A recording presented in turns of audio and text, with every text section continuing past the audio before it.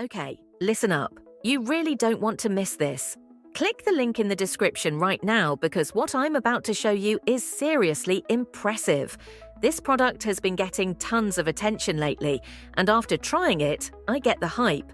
The performance is super smooth, the design feels strong and well built, and it's incredibly beginner-friendly. You don't need any complicated setup or special skills. It just works right out of the box. The crazy part is how much better it is than I expected. I honestly thought it would be just okay, but it ended up being one of the best things I've tried this year.